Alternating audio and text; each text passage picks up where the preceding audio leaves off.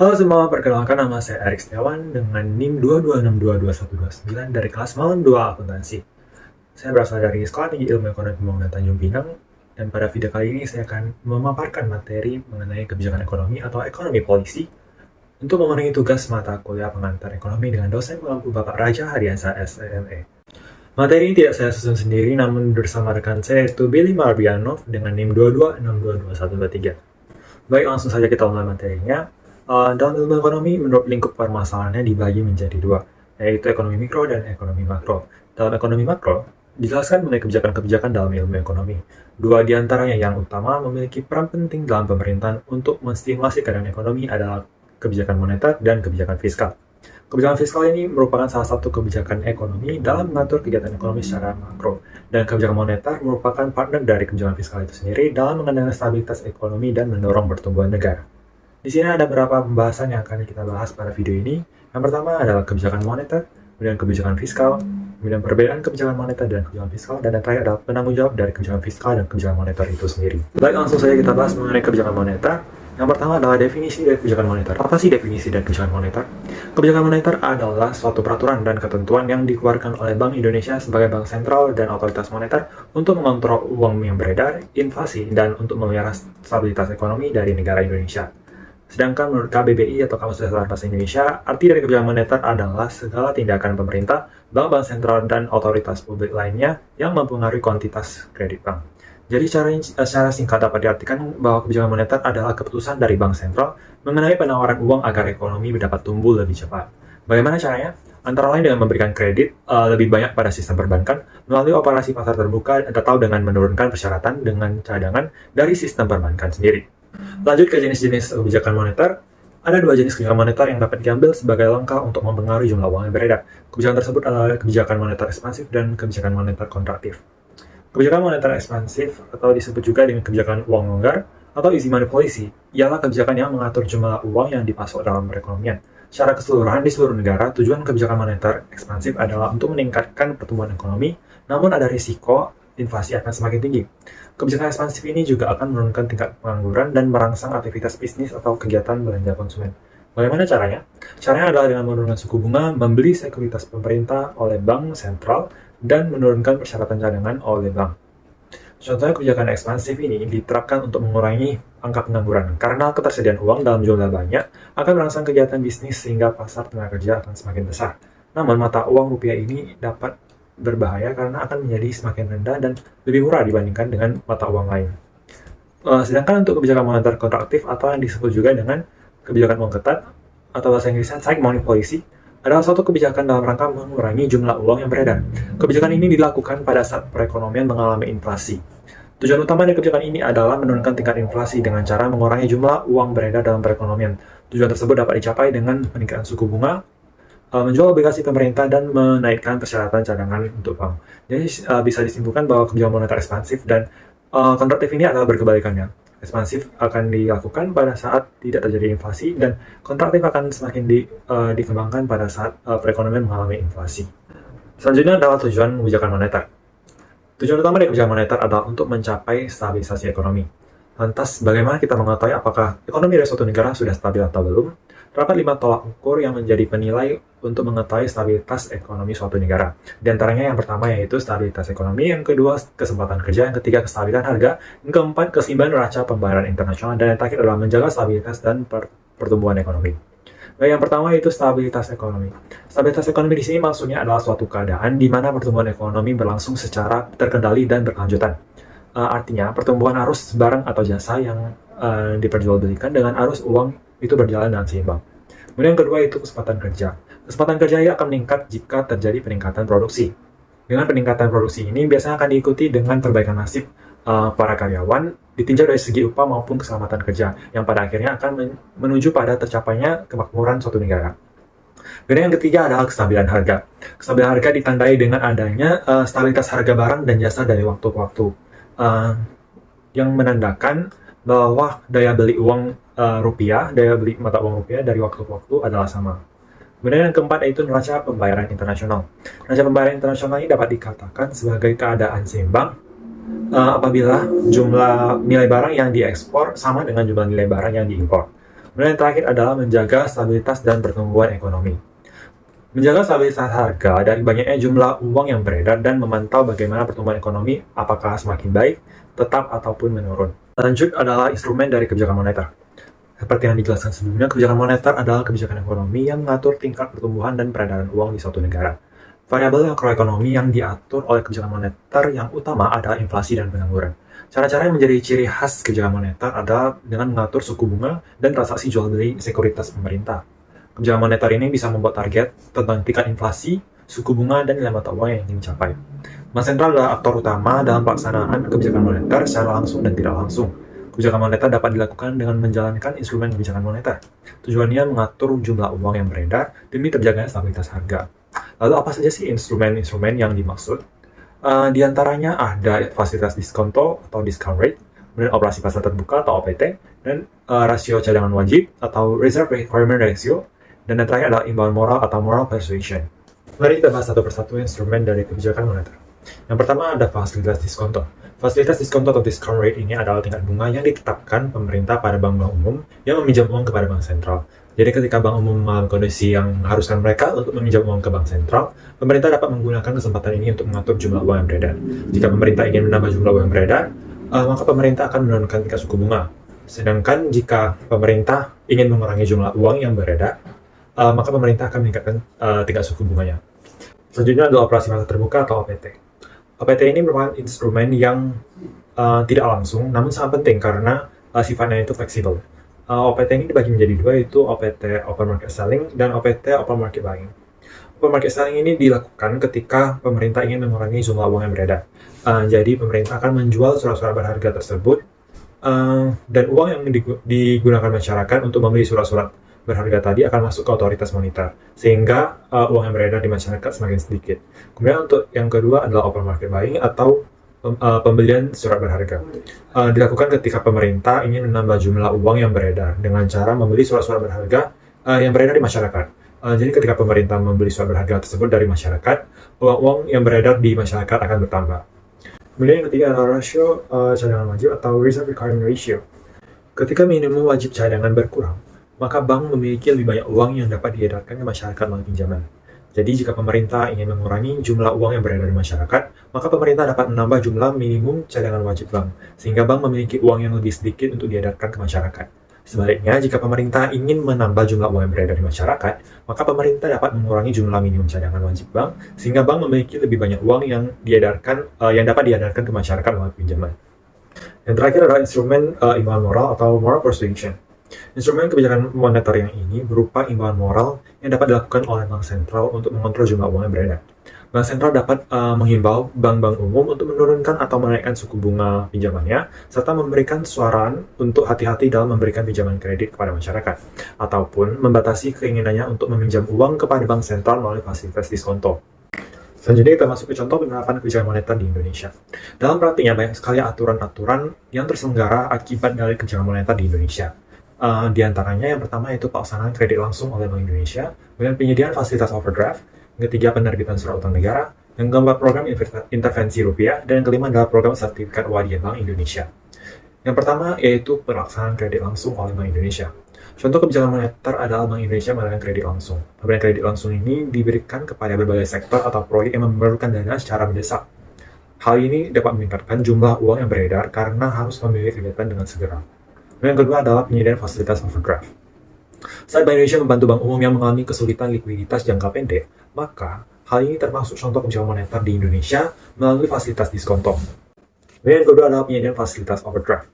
Saat Bank Indonesia membantu bank umum yang mengalami kesulitan likuiditas jangka pendek, maka hal ini termasuk contoh kebijakan moneter di Indonesia melalui fasilitas overdraft. Bantuan yang diberikan ini berupa pinjaman jangka pendek dengan suku bunga yang tinggi. Hal ini diharapkan mampu mengontrol peredaran uang agar tetap stabil. Contoh penerapan kebijakan moneter di Indonesia berikutnya adalah penerbitan surat utang negara. Dalam hal ini, pemerintah Indonesia berusaha menghimpun dana dari masyarakat melalui proses jual beli surat utang negara, yang diharapkan agar uang yang beredar di Indonesia dapat berkurang dan mengalami penurunan. Contoh penerapan kebijakan moneter selanjutnya adalah program intervensi rupiah. Program intervensi rupiah ini dilakukan oleh Bank Sentral dan Bank Indonesia dengan cara proses pinjam meminjam uang di pasar uang antar bank dalam periode 7 hari. Kemudian ada program sertifikat wadiah Bank Indonesia atau SPBI. Sertifikat Wadiah Bank Indonesia adalah instrumen yang pada awalnya dibuat oleh Bank Indonesia sebagai fasilitas untuk bank-bank syariah. Pelaksanaan SWBI ini tidak dilakukan secara lelang, melainkan dengan membuka fasilitas window, sehingga memiliki kemiripan dengan fasilitas simpanan bank sentral. Selanjutnya, bank akan meningkatkan suku bunga pinjaman yang mereka tetapkan pada pelanggan mereka. Dengan demikian, biaya pinjaman akan meningkat dan juga uang yang beredar akan berkurang. Contoh penerapan kebijakan moneter selanjutnya adalah program intervensi rupiah. Program intervensi rupiah ini dilakukan oleh Bank Sentral dan Bank Indonesia dengan cara proses pinjam meminjam uang di pasar uang antar bank dalam periode 7 hari. Kemudian ada program sertifikat Wadiah Bank Indonesia atau SWBI. Sertifikat Wadiah Bank Indonesia adalah instrumen yang pada awalnya dibuat oleh Bank Indonesia sebagai fasilitas untuk bank-bank syariah. Pelaksanaan SWBI ini tidak dilakukan secara lelang, melainkan dengan membuka fasilitas window, sehingga memiliki kemiripan dengan fasilitas simpanan bank sentral. Selanjutnya, bank akan meningkatkan suku bunga pinjaman yang mereka tetapkan pada pelanggan mereka. Dengan demikian, biaya pinjaman akan meningkat dan juga uang yang beredar akan berkurang. Ini adalah contoh penerapan kebijakan moneter di Indonesia secara nyata, di mana Gubernur Bank Indonesia atau BI, Bapak Peri Warjio mengatakan pihaknya akan melanjutkan stimulus kebijakan moneter untuk mendukung pemulihan ekonomi nasional. Baik, sekian materi mengenai kebijakan moneter, lanjut kita bahas mengenai kebijakan fiskal. Pertama-tama, apa sih definisi dari fiskal dan kebijakan fiskal? Fiskal merupakan suatu hal yang berkaitan dengan pendapatan negara maupun kerajaan yang dikumpulkan dari masyarakat yang kemudian digunakan sebagai pengeluaran untuk perekonomian negara. Jadi kebijakan fiskal ini merupakan kebijakan yang berasal dari pemerintah untuk mempengaruhi perekonomian dengan melalui perubahan pada penerimaan dan pengeluaran pemerintah. Lanjut kita bahas mengenai jenis kebijakan fiskal. Sama seperti kebijakan moneter, kebijakan fiskal ini dibagi menjadi dua juga, yaitu kebijakan fiskal ekspansif atau expansionary fiscal policy dan kebijakan fiskal kontraktif atau contractionary fiscal policy. Kebijakan fiskal ekspansif ini dilakukan dengan cara menaikkan belanja negara sekaligus menurunkan tingkat pajak. Nah, kebijakan fiskal ini diberlakukan pada saat perekonomian dari suatu negara mengalami penurunan, baik itu dari segi daya beli masyarakat atau disertai dengan tingkat pengangguran yang tinggi.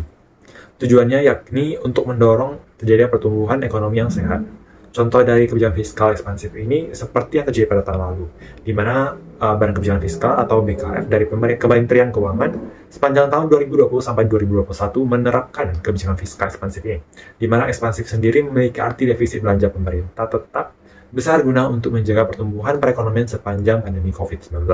Selanjutnya adalah kebijakan fiskal kontraktif.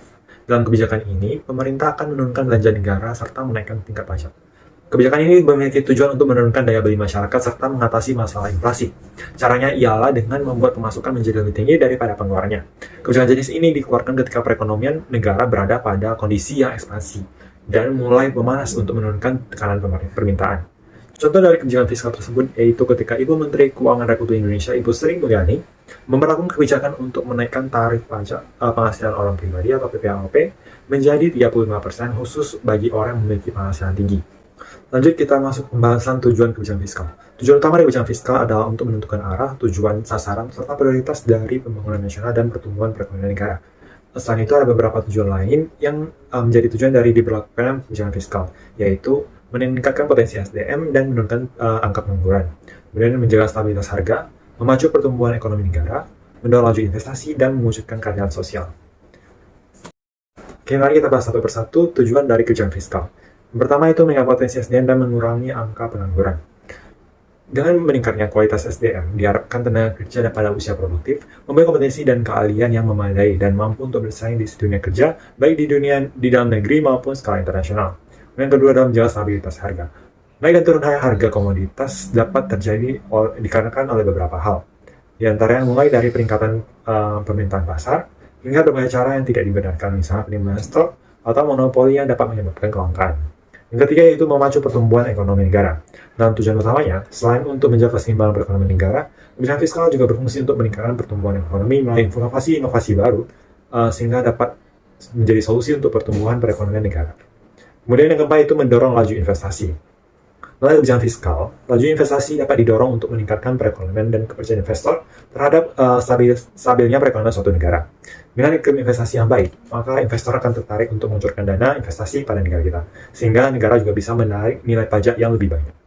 Kemudian yang terakhir adalah mewujudkan keadilan sosial. Kebijakan fiskal juga memiliki peran dalam program peningkatan perlindungan sosial dan kesejahteraan. Contoh nyatanya yaitu ada pada program pemulihan ekonomi nasional yang dicetuskan oleh Kementerian Keuangan Republik Indonesia supaya masyarakat dengan ekonomi rendah dan bawah mampu untuk bertahan dari segala dampak pandemi COVID-19 kemarin. Lanjut dengan instrumen kebijakan fiskal. Instrumen kebijakan fiskal yakni sektor-sektor dalam perekonomian yang dimanfaatkan pemerintah untuk menjaga stabilitas perekonomian makro antara lain terdiri dari pajak atau taxes, dan pengeluaran atau belanja, spending expenses, dan obligasi publik atau state bonds. Jadi mari kita bahas satu persatu. Pertama adalah pajak. Pajak merupakan sektor penting dalam instrumen kebijakan fiskal, karena pajak baik dari sektor domestik maupun sektor luar negeri sangat berpengaruh terhadap pendapatan negara. Demi mencapai tujuan ekonomi, pemerintah bisa meningkatkan ataupun menurunkan daya beli masyarakat dengan melalui pajak. Contohnya apabila pajak diturunkan, jumlah output barang dan jasa akan turun meningkat, sehingga akan berpengaruh dan meningkatkan daya beli masyarakat. Akan tetapi juga berlaku sebaliknya, apabila pajak dinaikkan, akan menurunkan output barang serta jasa dan dapat menurunkan daya beli masyarakat. Kemudian yang kedua yaitu pengeluaran belanja. Misalnya apabila pendapatan keluarga menurun, tentunya kita akan berusaha untuk berhemat serta menekan pengeluaran supaya terjadi keseimbangan antara pendapatan dan pengeluaran. Dalam konteks negara, nilai belanja negara bisa ditambah ataupun dikurangi menyesuaikan dengan kebutuhan. Jika neraca pembayaran negara defisit, maka pemerintah dapat mengurangi pengeluarannya. Misalnya pada penundaan pembayaran tunjangan hari raya bagi pegawai negara sipil. Lanjut, yang ketiga yaitu obligasi publik. Instrumen kebijakan fiskal yang terakhir yaitu mengenai penerbitan surat utang bagi warga negara atau obligasi ini cukup terkenal dalam bidang investasi, di mana rakyat yang mempunyai dana diutamakan untuk membeli surat utang dari negara, dan negara akan mencicil utang tersebut disertai dengan bunga yang tinggi. Slide berikutnya adalah mengenai contoh penerapan kebijakan fiskal di Indonesia. Saya mengambil 3 contoh, diantaranya yaitu amnesti pajak, relaksasi pajak, dan subsidi gas serta BBM. Yang pertama yaitu kebijakan fiskal mengenai amnesti pajak. Ini terjadi ketika Presiden Joko Widodo mengumumkan mengenai program amnesti pajak pada tahun 2017 silam. Program ini diluncurkan karena ada banyak sekali kasus laporan penunggakan pajak serta banyak dari masyarakat yang tidak melaporkan jumlah kekayaan yang mereka miliki. Oleh karena itu, akhirnya Presiden Jokowi memutuskan untuk memperlakukan program amnesti pajak ini. Contoh yang kedua yaitu relaksasi pajak yang berlangsung sejak tahun 2020 hingga pada awal tahun 2021. Program relaksasi pajak ini bertujuan untuk meningkatkan daya beli masyarakat. Yang ketiga yaitu contoh dari kebijakan fiskal mengenai subsidi gas dan BBM. Tujuan dari kebijakan fiskal di bidang bahan bakar minyak ini ialah untuk melancarkan mobilitas serta transaksi ekonomi dalam masyarakat. Baik, ini adalah contoh nyata penerapan kebijakan fiskal di Indonesia, di mana Menteri Keuangan Ibu Sri Mulyani memberikan sinyal akan kembali menerapkan teks amnesti jilid 2 dalam pemerintahan Presiden Joko Widodo atau Bapak Jokowi periode kedua. Baik, itu saja mengenai kebijakan fiskal. Kemudian kita lanjut mengenai perbedaan antara kebijakan moneter dan kebijakan fiskal. Di sini saya mengambil 4 poin utama dan 2 poin tambahan. Yang 4 poin pertama yaitu sumber, tujuan, cara kerja, serta dampak terhadap nilai tukar. Kemudian 2 poin tambahannya adalah dampak terhadap investasi dan potensi masalah. Kita akan kupas satu persatu. Yang pertama dari sumber. Untuk sumbernya, kebijakan fiskal berasal dari pemerintah, khususnya Kementerian Keuangan. Dan untuk kebijakan moneter, sumber berasal dari Bank Sentral atau Bank Indonesia. Kemudian yang kedua yaitu tujuan. Tujuan dari kebijakan fiskal adalah pertumbuhan ekonomi yang berkelanjutan dan mengurangi kemiskinan. Sedangkan tujuan dari kebijakan moneter adalah mengendalikan inflasi, mempertahankan suku bunga jangka panjang, dan mendorong ketenagakerjaan. Selanjutnya adalah cara kerja. Cara kerja kebijakan fiskal adalah mendorong atau mengendalikan keseluruhan permintaan barang dan jasa dengan tarif pajak dan pengeluaran pemerintah. Kemudian untuk cara kerja kebijakan moneter adalah suku bunga mempengaruhi biaya pinjaman dan pengeluaran individu maupun bisnis. Kemudian untuk dampak terhadap nilai tukar, untuk kebijakan fiskal pengaruhnya tidak langsung. Kemudian untuk kebijakan moneter, suku bunga tinggi cenderung menarik investasi asing dan mendorong permintaan serta meningkatkan nilai tukar mata uang. Untuk 2 poin tambahan berikutnya adalah dampak terhadap investasi. Dampak terhadap investasi yang disebabkan karena kebijakan fiskal ada 2, diantaranya inisiatif pemerintah dapat memacu permintaan barang dan jasa, meningkatkan pendapatan dan harga saham berbagai bisnis. Kemudian yang kedua adalah kenaikan tarif pajak bisnis berpotensi mempengaruhi nilai saham perusahaan terkait. Sedangkan dampak terhadap investasi yang muncul karena kebijakan moneter yang pertama adalah suku bunga rendah menurunkan biaya pinjaman sehingga bisnis dapat membiayai kembali atau mengambil utang baru. Yang kedua yaitu saat suku bunga rendah, investor individu mungkin beralih dari obligasi ke saham. Untuk poin tambahan kedua yaitu potensi masalah yang akan dimunculkan atau disebabkan karena kebijakan fiskal. Yang pertama yaitu peningkatan belanja pemerintah hanya terfokus pada industri, wilayah, dan segmen konsumen tertentu. Yang kedua itu efektivitas kebijakan tergantung pada jeda waktu, perumusan, dan implementasi. Sebenarnya potensi masalah yang akan muncul karena kebijakan moneter ada tiga. Yang pertama itu suku bunga rendah gagal mendorong konsumsi. Yang kedua, masyarakat memilih menabung dibanding investasi. Dan yang ketiga yaitu inflasi terlalu spesifik menaikkan harga sehingga mengurangi daya beli masyarakat. Pada intinya, antara kebijakan fiskal dan kebijakan moneter sama-sama memiliki kekuatan dan keterbatasan. Dalam situasi tertentu, kombinasi keduanya dapat diperlukan untuk menghidupkan kembali ekonomi yang baru. Kita lanjut ke pembahasan yang terakhir, yaitu penanggung jawab dari kebijakan fiskal dan kebijakan moneter. Yang bertanggung jawab atas kebijakan moneter adalah Bank Sentral, yaitu Bank Indonesia, sedangkan yang bertanggung jawab atas kebijakan fiskal adalah Menteri Keuangan. Bank Sentral bertanggung jawab atas kebijakan moneter, sedangkan Menteri Keuangan bertanggung jawab atas kebijakan fiskal. Kebijakan moneter ini digunakan untuk mengatur tingkat pertumbuhan ekonomi yang berkelanjutan dengan tetap mempertahankan kestabilan harga. Jadi, Bank Sentral sebagai otoritas moneter bertugas mengatur persediaan uang dan barang agar inflasi dapat dikendalikan. Sedangkan kebijakan fiskal adalah kebijakan pemerintah dalam memungut pajak dan membelanjakan pajak tersebut untuk membiayai kegiatan ekonomi di negara. Jadi, Menteri Keuangan dalam hal ini bertugas mengatur semua pengeluaran dan pendapatan negara untuk pertumbuhan ekonomi nasional. Itu saja materi yang ingin saya sampaikan mengenai kebijakan moneter dan kebijakan fiskal. Lanjut, saya akan menjelaskan kesimpulan dari materi ini. Kebijakan yang dimiliki peran penting dalam pemerintahan untuk menstimulasi keadaan ekonomi adalah kebijakan moneter dan kebijakan fiskal. Kebijakan moneter berfokus pada peningkatan atau pengurangan suplai uang demi menstimulasi keadaan ekonomi. Sedangkan kebijakan fiskal menggunakan anggaran pemerintah dan pajak untuk menstimulasi ekonomi. Tujuan dari ditetapkan kebijakan ekonomi adalah untuk mencapai kemakmuran masyarakat di suatu negara. Kebijakan ekonomi dapat pula mencakup di dalamnya sistem untuk menetapkan sistem perpajakan, suku bunga, dan anggaran pemerintahan. Baik, gitu saja materi mengenai kebijakan ekonomi yang saya sampaikan pada video ini. Atas perhatiannya saya ucapkan terima kasih. Apabila ada kesalahan mohon dimaafkan. Sekian dan sampai jumpa di video lain.